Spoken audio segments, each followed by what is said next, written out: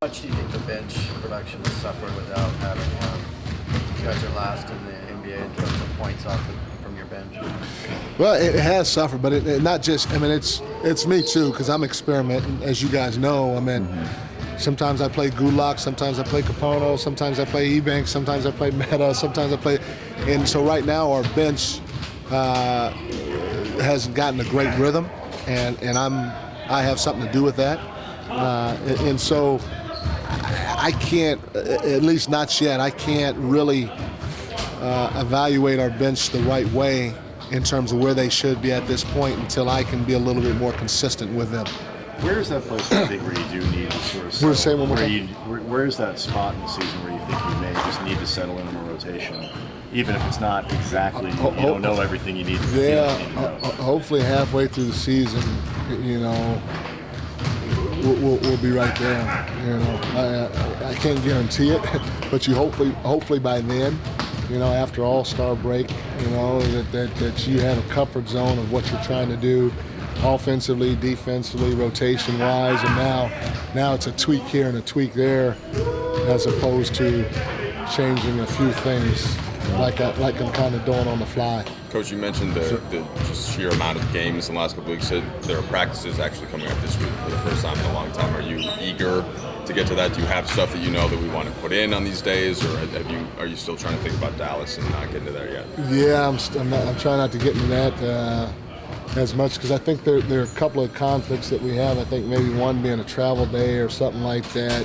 Because I'm not quite sure what the schedule is, but it doesn't quite shake out how we would really truly like those 2 or 3 days in between games to be. But that's all right. We'll still get better and find ways to work on stuff that we need to. What would be like the next thing if you had a day of practice that you would like to get? I would love to have a contact practice to talk about post double teams because we're getting double teamed in the post quite a bit. I would like to have a contact practice so we can clean up our execution in our early offense or our early flow. And that entails everything from setting screens to making solid cuts to making reads without having to make a play call from the bench or a play call on the floor. And then defensively, just to be able to clean up our shows and our downs on the side and sometimes our post double team, whether we're double teaming against a small or a big. I'd like to be able to do that too. So is that penciled in for like March, basically the next time you guys have a free day? No, you know what? Well, the contact that's not in practice won't happen for a while. I don't know when that's going to happen. Like, in a normal environment, you play 4 games in 5 nights. The guys deserve a day off somewhere in some shape or form. But just like probably most teams. At least I don't feel like I can give it to them because we have so much to learn. And so we came in and I had a plan to practice, but I got guys banged up, guys are tired, and so we were on the floor for a limited amount of time, and then we went and we watched tape for a while. How much do you think over there? I mean, it's a little like the NFL almost this year, where strength of schedule is going to play a factor that it doesn't normally. The quirks of the schedule as the season goes on. How much do you think that's going to play an impact on where teams finish? That's a good question. I haven't thought of it that way. There are so many games that I think at the end of the day, the playoff teams will be in the playoffs. But now, will the best team be first? There's a good chance that won't happen.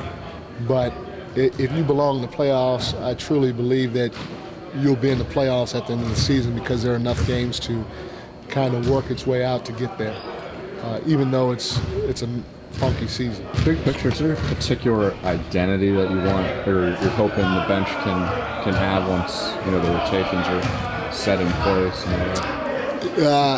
That's a great question, and I can't answer it right now because I don't know.